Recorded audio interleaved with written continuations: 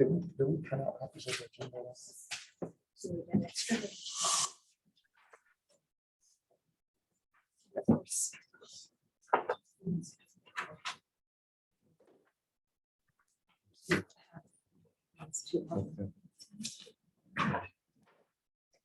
All right, let's go ahead and come to order, you raucous crowd. Hopefully everyone got a chance to grab a drink or a snack if you're, well, didn't. Is it open for us? Yeah, of course, This is yeah. my first time as a senator in this room in 3 years. Yeah, right. Highly Yeah, recommend the Cheez-Its. yeah. So, it's good, Perfect, right up. it's good to see everyone in person, except for those who are on the screen. We're happy to see you all as well. For those of you who can, go ahead. Yeah, thank you for powering on your monitors for us. Appreciate that. So, welcome colleagues to our first face-to-face meeting in quite a long time. We had 1 year where we had face-to-face. 2019. 2019, is that it? Yeah, it's been a while. And I'm still having to wear the mask. I see some of us around the room are still wearing them for various reasons, I imagine. But hopefully we're past this pandemic and we'll get through this winter and get this behind us, but we'll see. Colleagues, will come to order at 3:09. The first item on the agenda is approval of the agenda. Are there any changes You have two people. Oh, Mhm. you did. from the floor? Any changes? Colleagues, we will be amending our agenda to account for individuals who cannot be here, namely the president and the provost. They have been called away. I'm sure some of you have heard that we have a visitor from the state of California by way of Washington, DC, who's on campus with us today. And they are in that meeting, I believe, with Vice President Harris. So we'll have a truncated meeting today, which I hope none of you mind. So when we come to the moment in the agenda, when we need to have those items out, I'll simply mark that. So hearing no changes, the agenda is approved. Colleagues, the second item on our agenda is approval of the September 27th, 2022 meeting minutes. Are there any changes or corrections to those minutes? None from the body. The minutes are approved. Colleagues, we have a consent agenda today. You should have had a chance to look at the consent agenda items. We have simply one appointment to make on that. Are there any changes to the consent agenda?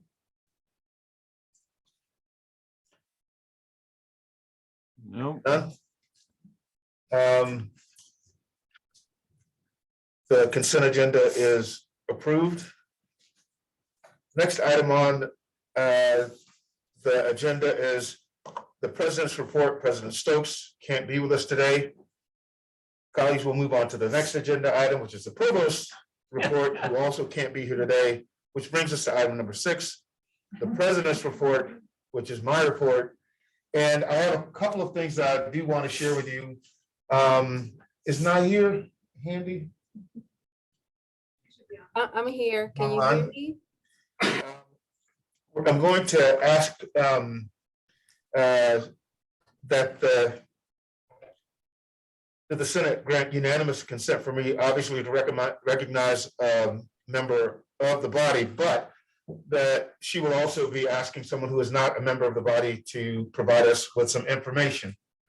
And I don't want to steal her thunder. They have been doing a remarkable job. I'll turn it over to Dr. Otanya Gracia to tell us a little bit about the task force that she has been heading up on our behalf.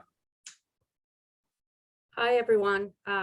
So I get a little nervous when I am speaking to my colleagues like this. So I have prepared just something written and that'll keep us on time.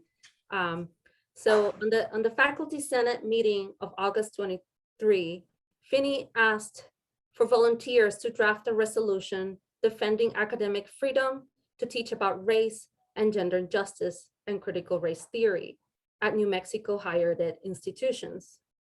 Both Glenn Colling and I took up the call, and we were soon lucky enough to be joined by our colleagues, Veronica Gonzalez Zamora and Mark Tizoc Gonzalez, both from the UNM Law School.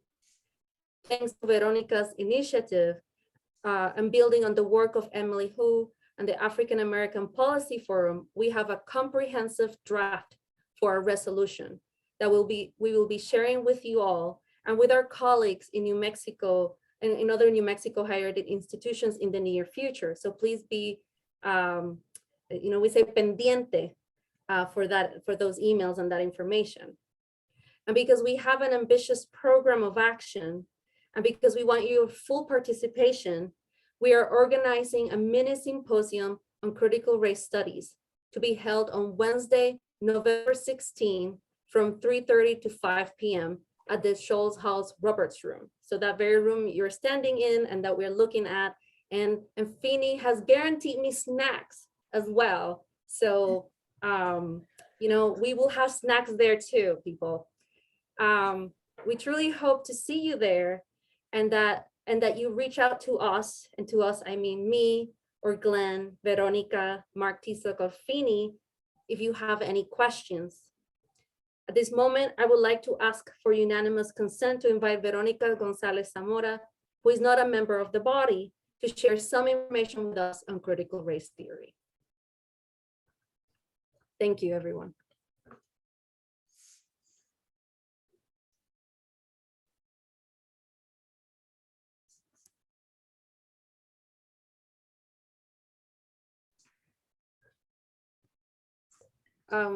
Can Veronica start? Right, hey, I don't think that we have any objections, and hearing none. Dr. Gonzalez Zamora. Great, thank you. I'm going to share my screen here. Thank you for having me. Nice to meet all of you virtually. I am an associate professor at the School of Law, and I teach civil procedure, appellate decision-making, poverty law. Occasionally I've worked in the clinic. And one of my scholarly topics is critical race theory based. And so part of my discussions with Nair and with Finney and others centered around having just sort of a working base for what CRT is as a law professor and part of this group of folks from where CRT originated. I see a lot of misinformation in the media and even educated people about what CRT is exactly. So my goal here today is to do a couple of things, spend around 5 minutes talking to you about the history of CRT and why we think a resolution defending our academic freedom is important for teaching these critical topics. And then remind you again of the mini symposium that you all are invited to exclusively for the Faculty Senate. We put together a really great panel. I think we're still finalizing who's going to be able to join us, but they're all really amazing CRT scholars. So I first want to start off with some vocabulary. You may have heard other terms in your disciplines centering diversity, equity, and inclusion, and now diversity, equity, inclusion, and justice, or perhaps cultural competence, social justice. And really what I'd like to do is highlight for you that CRT is slightly separate from those concepts. It really is racial literacy. And it does connect to social justice and connects to cultural competence, but it is not the same. And I'll explain what I mean by that. So the origins of critical race theory. There is a long history starting in the 70s when law schools and law faculty started to be more integrated, where students and scholars of color became really unhappy with the representation on different faculties, particularly at the Ivy League schools. And so the scholars got together, they published some articles and later books discussing the problems with color blindness, race neutrality, and some other concepts that were keeping people of color from getting into academia, getting into law school. And law school is a conduit for other high-ranking positions, like in the executive, legislature, and judiciary. Derek Bell, Margaret Montoya, and Kimberly Crenshaw were in the 90s also writing about these topics, little offshoots of it that were particular to gender, to Black history, to slavery, to Latino critical race theory and history. And Margaret Montoya is actually a retired professor from the law school. She's one of the people we've invited to talk on the panel at the mini symposium. So all of these people together just sort of collected and organized to try to get their schools to be more inclusive and really move away from color blindness and toward recognizing race and the impacts of race. And really CRT, it grew out of those experiences, and it became really a framework and an analysis for understanding how race impacts our lived experiences. And when I say our, I mean everybody. I mean people of different classes, people of different races, ethnicities, genders, origins, gender identities, sexualities, understanding that all of us at some point in our lives have experienced some level of oppression on the basis of our identity. Race is the most obvious because it is really, our structures are embedded with racism.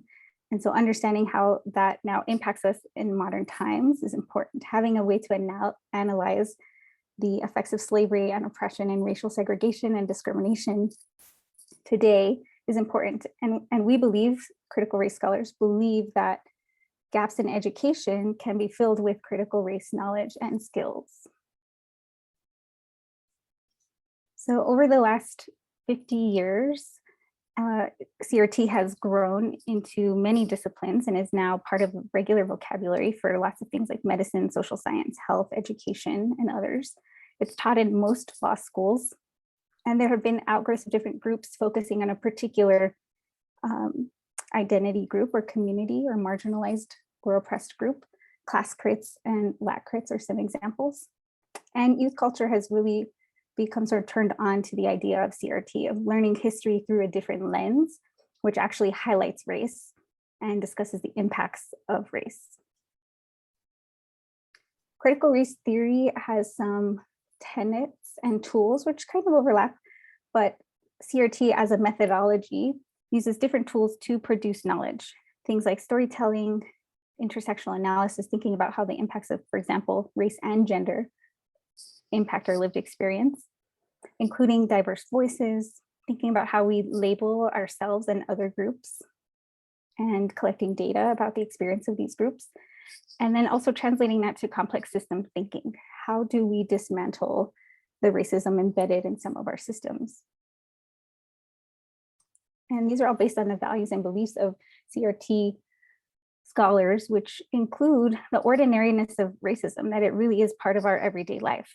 And rather than focusing on a particular individual as harboring some racist value, we're actually saying that no, we have to be anti-racist. We have to actually actively work against the social structures that are historical in order for them to no longer continue perpetuating the effects of oppression and racism.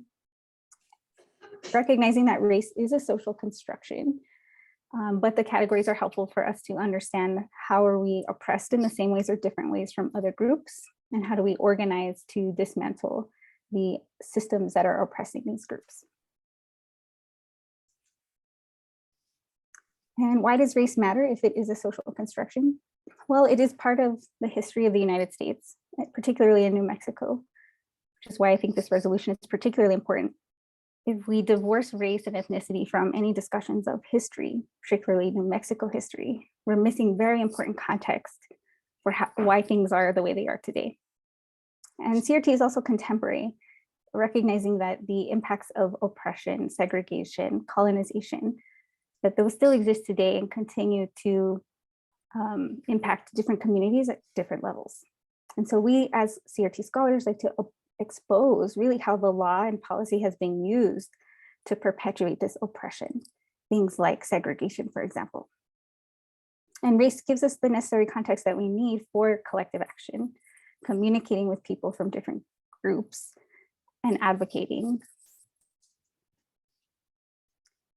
And why is CRT a helpful framework? Obviously, there are multiple frameworks. I don't have to explain that to this group, but this one in particular is important because it places racism as being within systems themselves, structures and institutions.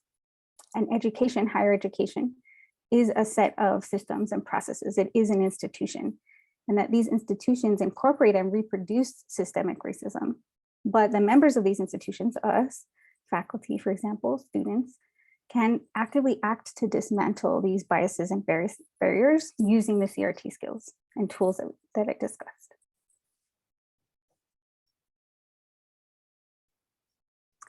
So CRT has been in the media quite a bit lately. Several state legislatures are considering this session bans that will prohibit faculty and people in primary and secondary education, teachers, from teaching topics that are considered divisive.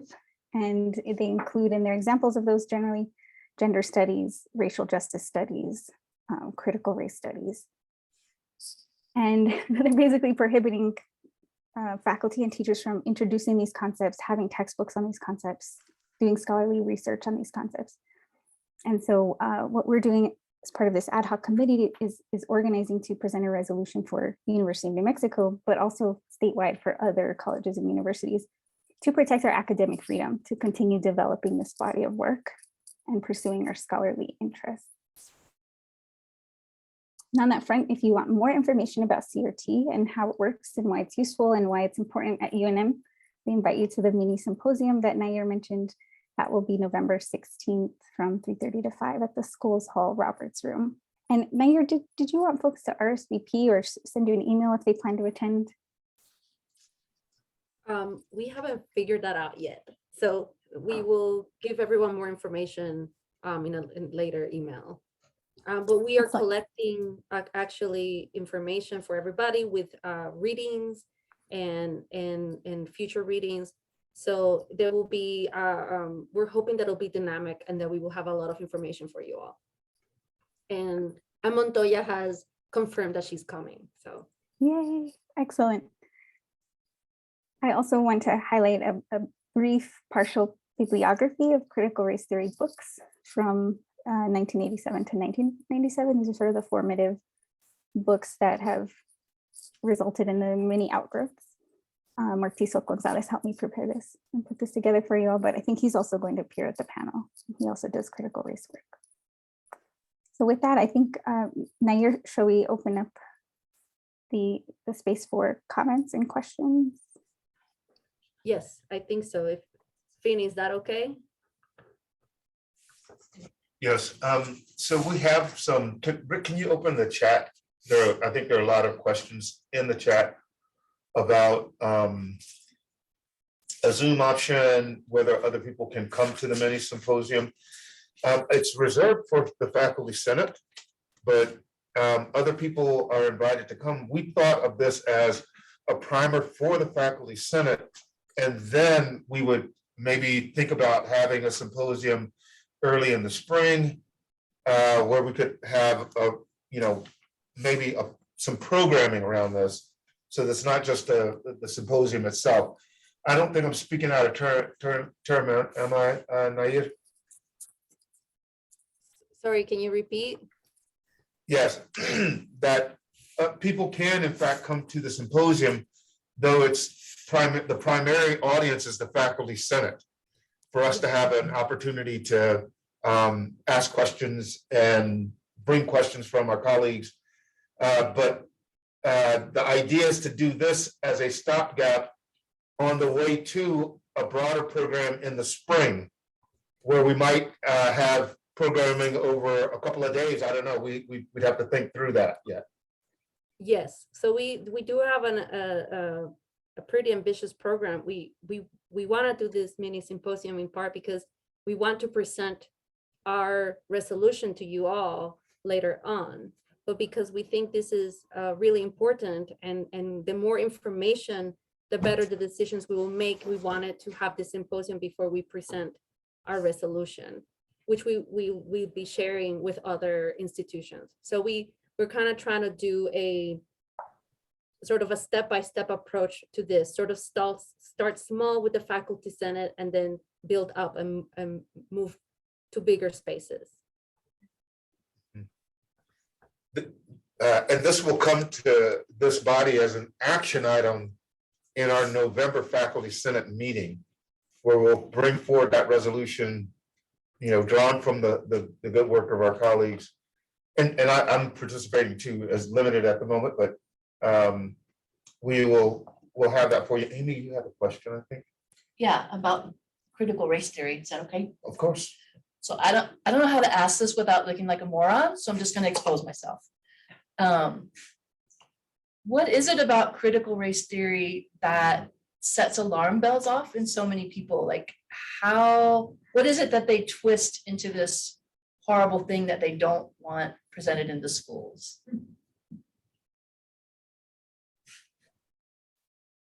I have an answer. Yeah, please go ahead. Yeah. So the domino effect with critical race theory, remember that there's critical race philosophy and critical legal studies that critical race theory, the methodology, comes out of. And other disciplines are using that methodology to illuminate the long historical trends that are difficult for us to see as individual communities. What that leads us to is the notion of accountability.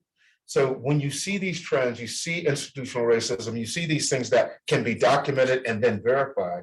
The fear comes when a community that has always had resources redesignated to that group then has the question posed to them, does accountability mean sharing? Does it mean that the land and the wealth, transgenerational wealth, if it's going to be redistributed, does that mean that I have to give something up in order for us to rectify this historical wrong that I personally had no responsibility for, right? So that is a major trigger, and it keeps us away from looking at systemic racism. And even the word reparations has become like a dirty word. If you say that as a scholar, as a theorist, you're then painted with a very particular brush. But the research, especially by people like Tricia Rose, who's doing some great research with William Darity and others at Duke, just looking at, for example, the median wealth gap between people of color in Los Angeles. So for people in Los Angeles, it's $140,000 to $172,000 for white people in terms of median wealth. For Black people, it's $8,000, right? In Miami, it's $120,000, $130,000. For Black people, it's $3,000. So what that means is for Black families who can't pass on transgenerational wealth, even at the median, it means that it would take 240 years for Black communities to make up the wealth gap. And that wealth gap is what provisions people of any person when they're born. So a young white child, when they are born, typically has enough transgenerational wealth to have access to all of the institutions that they need to grow up as a healthy child. On average, Black families simply do not, right? And you can track this across Mexican in particular communities within the Hispanic community. They are right online with Black people, always at the bottom across, and you go, well, how is this possible? Because you can have Black people who will come from Nigeria or from the Caribbean and will immediately outstrip Black people who have their ancestry here into slavery. It is a long, complex answer to your question, but it's rooted in the basic fear of white people that to fix the problem means that they themselves will have to give up something. And it becomes a political football at that point. There are things that we can do structurally. I feel like I'm stealing your thunder a little bit, Veronica. No, this is great, Vinny. Nair, did you want to add something? I wanted to add that I think part of it, especially as someone, my expertise is medieval literature, is that critical race studies gives us the tools to look at the data differently and take into account different aspects that were not taken into account before. And so it shows a different history. And so it's a history that breaks with the cookie cutter pretty history that we are taught, in which, you know, Europe and Western ideas got to save the world and are the center of civilization, and all good things come from whiteness and the West. And critical race studies breaks all of that apart by pointing out that, one, Europe was never white, it was pretty multi-ethnic. Two, there were other great civilizations which in fact were destroyed by colonization, and the evidence of their material evidence of that greatness was purposely destroyed and pillaged and stolen. And so it creates a different history that is it's not as palatable for people. And if you're invested in a history in which the West and whiteness are what's saving the world, and you suddenly get this new history that points out that that's not how it works and that's not what's happening, it can also be very difficult to accept. And so what we are also seeing are in academia discussions about what is the right way to do history and what kind of history is the right kind of history. And for us as academics, that's really important to push against. Thank you for that. That was very helpful. And I just want to add a quick comment on the end of that, which is that in my work, I talk a lot about student lending policy and thinking about the deeper reasons for why students have to borrow to pay for higher education, and why there's so many first generation students who are people of color. And when I go to the research, the data, the storytelling, the other types of knowledge production that are sort of non-traditional, I find that there were a lot of people who didn't receive their GI benefits, for example, who were people of color who served in the war and were not able to go to college for free like their colleagues and peers were. And then as a result, their children are first generation, which we know has unique barriers and challenges. In addition, Finney talked about transfer of wealth between generations. And so if families are excluded through redlining policies that were law in many states, excluded from particular neighborhoods that then became very valuable, and they sell them and they make a lot of money, and then they can send their children to school without having to take out loans. Those are all factors, right, that are not discussed outside of CRT scholarship. And so CRT really is just putting a different lens, and I would say that it's not necessarily creating a different history, it's just looking at history through a different lens. And for some people, a more accurate lens or a more inclusive lens. And for others, maybe what they view as a hostile lens. But I think CRT, and from my perspective in this community, really is about improving living conditions for everybody and starting with the most vulnerable. Yeah, I appreciate hearing what you say, because it lets me think about how a threat to the majority status quo can lead to freakouts about, oh my gosh, they're trying to say that, you know, the history I was taught is no longer valid, and they're going to tell my kids something completely wrong. So all of your stories were really helpful. Thank you. Welcome. If you're interested in, especially what Veronica, the last point that Veronica made, you might read a book, When Affirmative Action Was White, by Ira Katznelson. And in that book, it lays out precisely how education is a vector for transgenerational wealth. But for people of color, especially Black people, education has never been the answer. Remember that it's against the law for people of color to be taught to even read or write until the 1860s, 1870s. And though Black people make a lot of progress, going from a very low percentage of literacy to almost 50% literacy by the turn of the century, what they found, and what we find in these longitudinal looks at education, is that a Black person with a college degree in 1955 would make about the same amount as a person who was a high school dropout who was white in America. And so education has not been the panacea. It hasn't been the way to close this gap. But all of us bring different types of expertise to the table that will help us, I think, as a community to better understand the concept. And also to help us to better understand how, even on our campus, we can develop more equity and inclusion, even though we have a great story to tell about that here at UNM. So, Veronica, Nair, thank you so much. Does anyone have any closing questions for them, or yes? I have a question about the upcoming symposium. Will it be recorded for those of us who have previous engagements and can't make it? That's a great point. We can make that happen, right? We can do You it know, on Zoom. Finny, I would suggest maybe that we ask the panelists about it. Sometimes talking about race and critical race theory, some people can be sort of hesitant to fully engage if are being recorded, and to ask the questions, the tough questions that they want to ask. So I would suggest, if it's okay with you all, that we bring it to the group. I don't think it's a problem to have a Zoom. I'm sure they'll agree to that, but I wonder if recording, if they want to do that. I was gonna say the same thing. We need to make sure that the panelists, what they're comfortable with and what they're willing to do.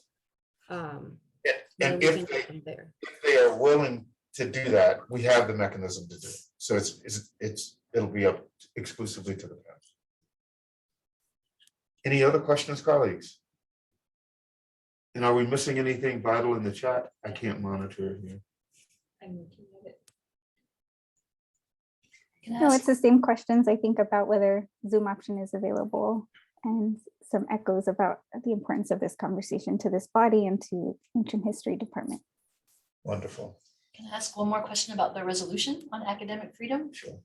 So I know that the intent was to talk about critical race theory in particular, but it seems like more recently, states and universities are expanding what faculty are not supposed to talk about, to abortion and other things. Will that resolution include anything like that, or do we need another resolution? I think I can tell you what the intent is. The intent is to be broad and not have, an end around for politicians. And the idea basically is that politicians shouldn't be dictating what happens in our curriculum, with the exception, of course, of our gen ed curriculum, which we could talk about at a different time. And also a dimension of this is we're going out across the institutions across the state of New Mexico and asking our colleagues at other institutions to sign on. I don't know if we'll get the Mountain West Conference done in time, but that's also, we'd like to get the Mountain West Conference, the state, all of our peer institutions in terms of geographically where we live, but also in terms of the academic, or I shouldn't say academic, in terms of the athletic conference that we're located in, to have some buy-in and feedback here. Finny, just, so one of the things that we have in the language is that it's about defending our rights to teach critical race studies, theory, and gender justice. And so the gender justice component will include anything relating to sex and gender. So the resolution should be broad enough that it's covering a lot of things. Great. Okay. Any other questions? That was a great presentation discussion. Thank you to both of you for that. Really appreciate it. Colleagues, as you know, I try to be a stickler for Robert's rules. And I want to follow Robert's rules at every opportunity. I failed to put something correctly on the agenda, so I want to say that up front before I do the end around Robert's rules to get it addressed, right? So not under Robert's rules, but just as an information item, I can tell you something that I am going to do. And you can reach me offline or other ways to tell me that you disagree with me. That makes sense. So I want you to think about whether or not we should be meeting during the week of Thanksgiving. and whether or not we should move our next faculty senate meeting to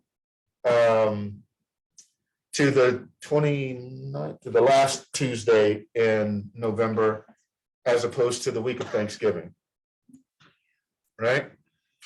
So straw poll, is anybody just flat out averse to that as an idea? Put it differently, how many of you think you would support such an idea? Most of you? Okay, so since I will probably send out an email to the group asking if you are okay with that change. So we won't have a vote because we don't have it on the agenda, but I can send you business to be conducted between meetings. One of those things will be to weigh in on that as a decision. Is that fair, colleagues? No one has any objections to that? And I apologize, that was my error. As I say, Nancy always asks me, what do you have? What do you have? What do you have? I go, I got it. That's it. That's it. And then, of course, We double team and Rick too. Yeah. The next item is actually returning to the order of the day. If I have unanimous consent. Hearing no objections, we'll return to that, to the orders of the day, which means that we are still in the Faculty Senate President's Report. So, some feedback from the retreat that we had, and if any of my colleagues who were at the retreat want to chime in, I'd welcome their feedback. We had a leadership retreat with the President Stokes and the Provost, Regent Brown was there. We didn't have Doug Sedonis, he couldn't come for that. I thought it was a very positive meeting, but I did leave early because I had to leave early for something. But it was, I thought, a positive meeting. The president gave us some good information about how they're going to try to address salary. This coming legislative session. Had a lot of good feedback from the provost as well about the goings-ons and academic affairs. There's still the conversation that's out there that Regent Brown brought up about, the proper roles that we have in terms of the unionization, COG, AF&T, faculty senate. What are the proper roles that we should play, and also what are the proper roles for leaders in those organizations? I think we need to continue to have that conversation. We have growing pains. We're going to learn.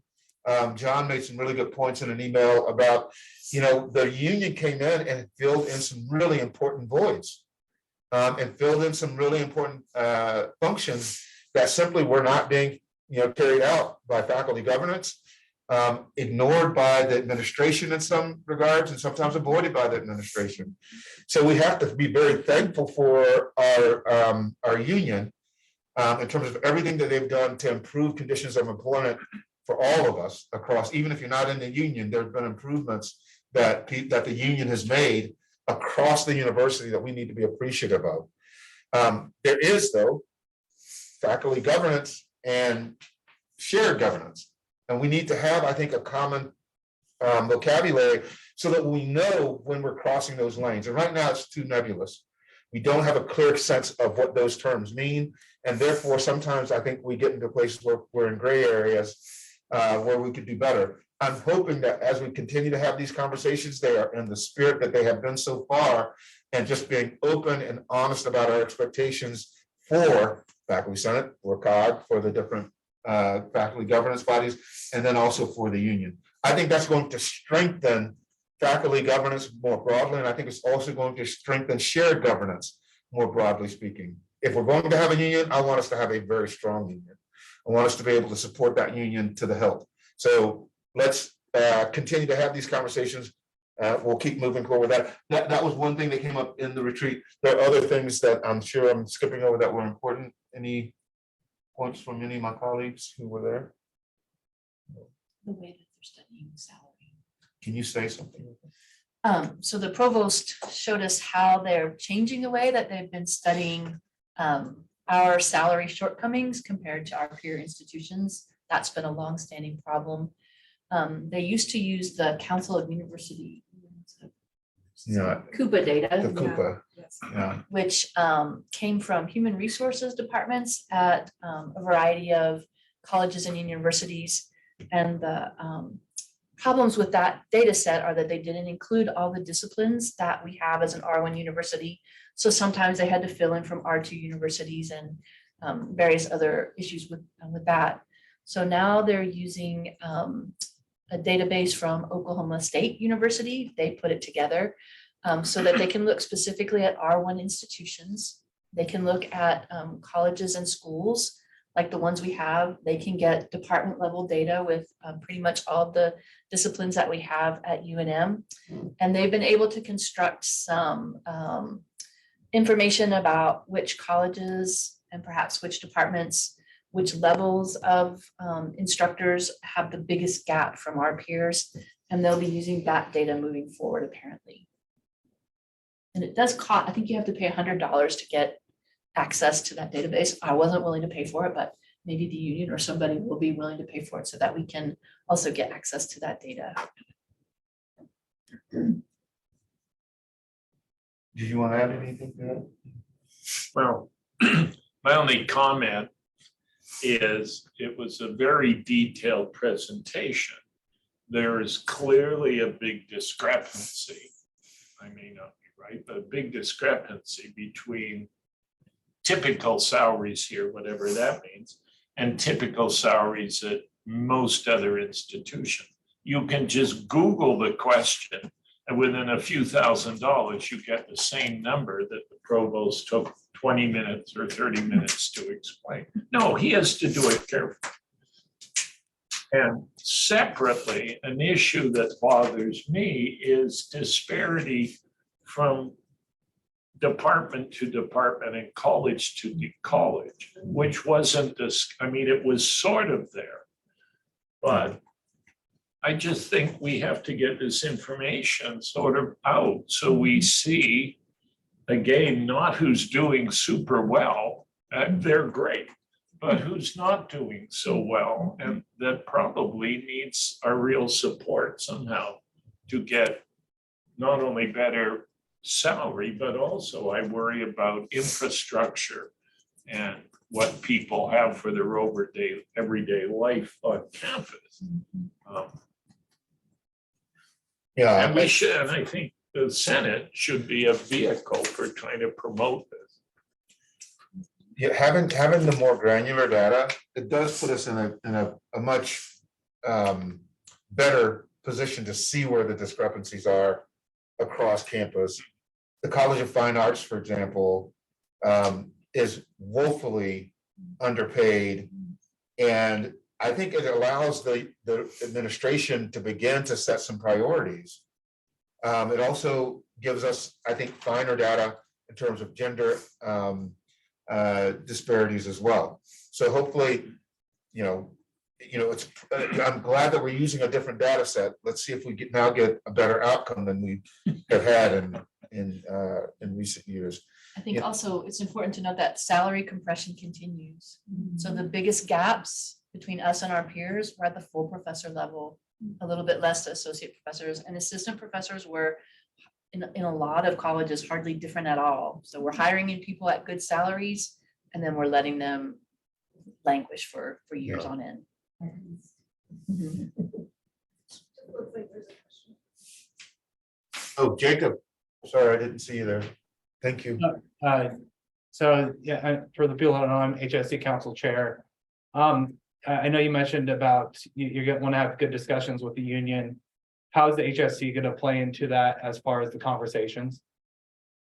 How is that? HSC gonna play into the discussion about the union and how they function. Yeah, I think hopefully very fully. We want to get our faculty senators from HSC involved in this discussion. We have a member of our operations team who is from HSC and does a really good job of making sure that we keep that on the forefront or on the front burner.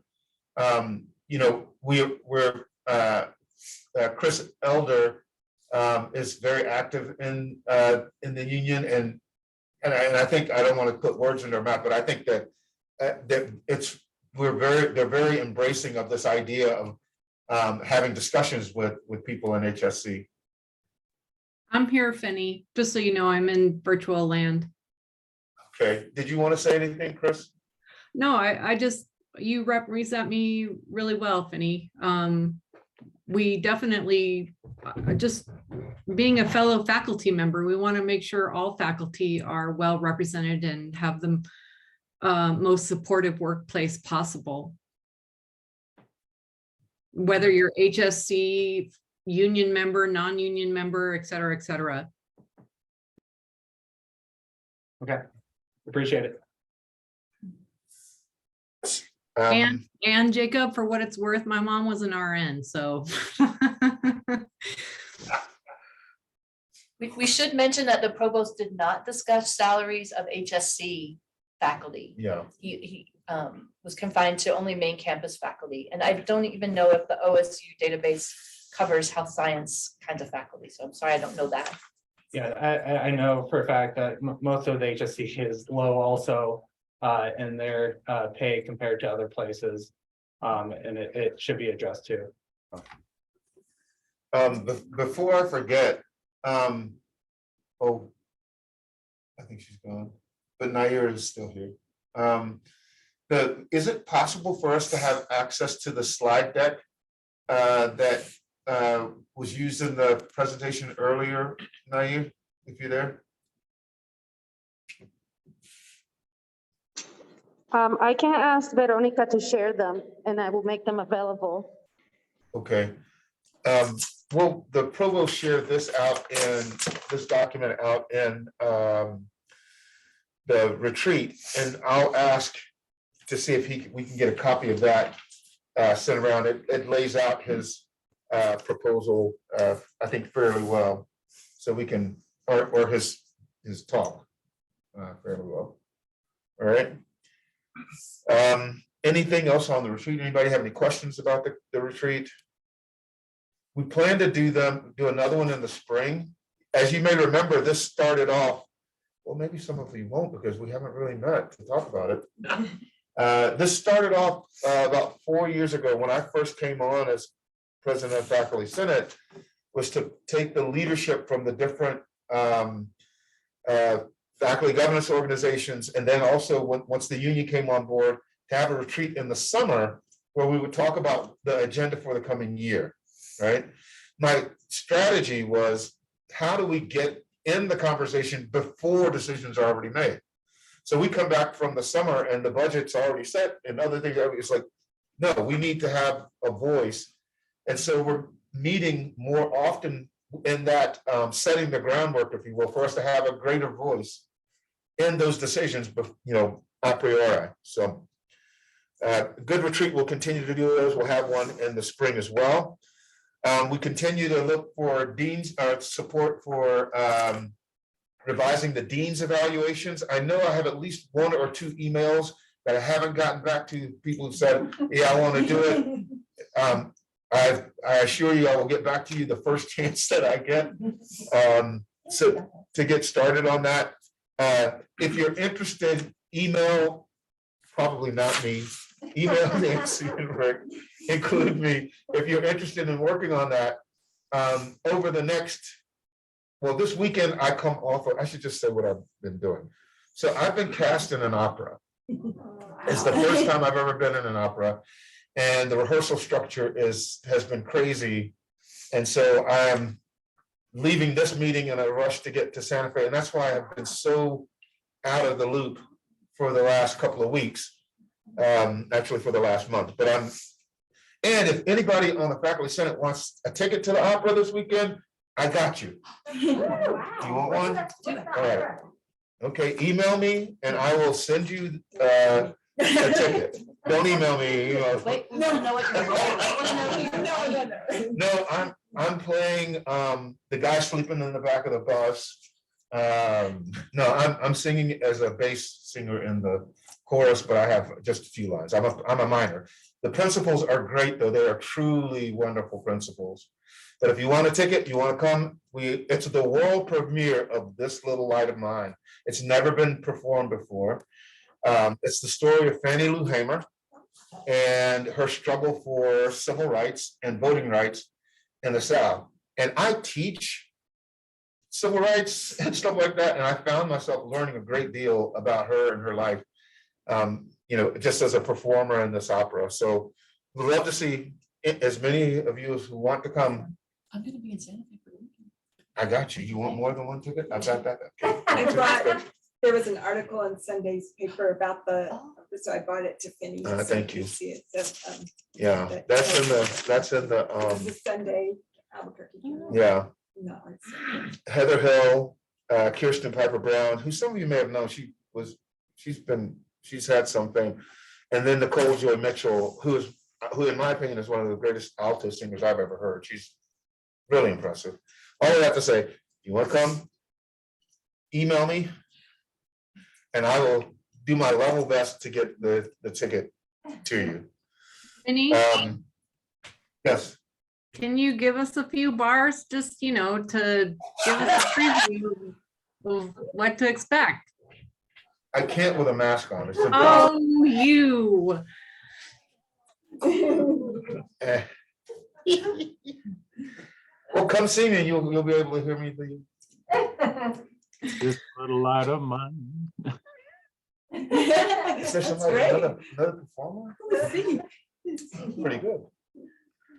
So the dean's evaluations. So again, I apologize for being out of the loop. I know there are other committee assignments. I promise you, I will be back on track after this weekend.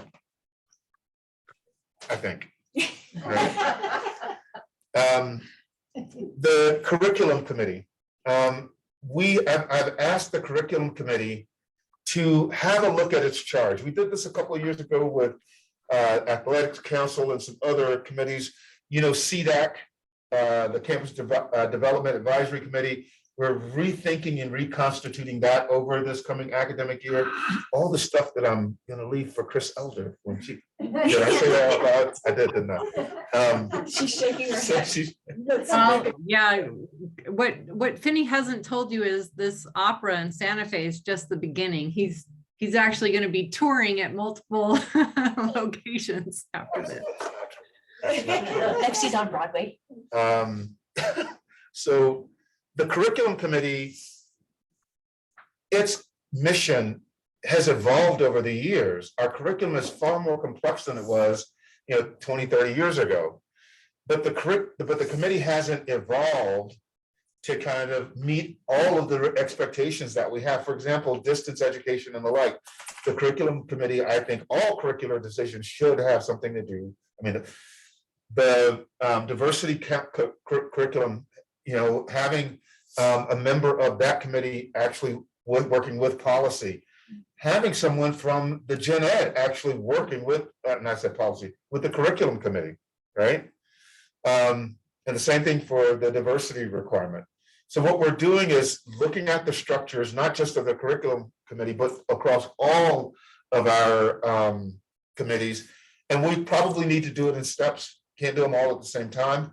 But over the next year or 2 or 3, we need to revise those charges so they actually meet the expectations and the real mission that these committees have. I think that's one of the problems with the budget committee, for example. It was created at a time when, the budget was, we didn't have a VP like we have Teresa Constantinides, right? Who is really, I don't know if you've paid attention, but she has really changed the game for how we're doing finances here at the University of New Mexico. A bit of good news from that retreat also, enrollments are up, credit hour production is up. A lot of key indicators about the health of the university are up this fall. And a lot of that has to do with the teams that have been put together around some of our administrative offices. And a very diverse administration in many respects. So we're going to do this systematically across the other charges as well. I will end with one interesting point. How many of you, anybody grew up in the 1970s like me and watch Fantasy Island. Yeah. So, they're playing. So Ricardo Left lane, Montalban. left lane. Somebody said it, so Ricardo Montalban in 2005 was granted an honorary degree from the university and honorary degree committee. Yeah.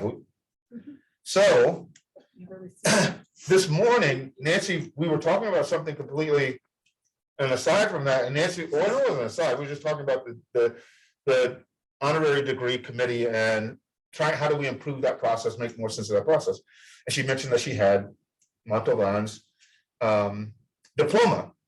I said, well, I'm gonna call his family and ask them if they want it. So I called his family and they actually picked up the phone. They really want it. And so they're going to come back in the spring to receive his, this year's the 40th anniversary of the Wrath of Khan. All right, so the director's cut is out. Now, I don't know, it may, I hope it doesn't sound like it would cheapen the, and maybe I shouldn't think out loud at a faculty senate meeting. But I'm thinking like, how cool it would be to give the entire original cast of Star Trek honorary degrees from, yeah.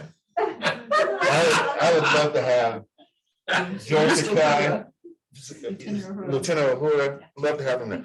The thing about that is a possibility, right? But we will, yeah, we could give them posthumously. Well, this I would would- have to be a posthumous award. I would love to give Mr. Spock a posthumous degree. Lieutenant Uhura. Yeah, I hope she approved. Michelle Nichols. Anyway, just think, but I thought that was kind of neat that they, and as it turns out, Montalban's granddaughter lives in Albuquerque. Who'd have thunk it? So I'll let you all know how that progresses, but hopefully we'll do something. Yeah, it was just always disturbing that it was sitting in Yeah, a cabinet in my office. that I Well, found, so. we got it. But there's a story behind it, so Beam it we'll share that with the honorary degree. Do we have any public comment? None? Colleagues, any business from the floor that we might have missed that's important? We stand adjourned. All right. Thank you very much. Thank you for those on the Zoom too. I really want to. Yes. Thank you. I have tickets. It's my birthday.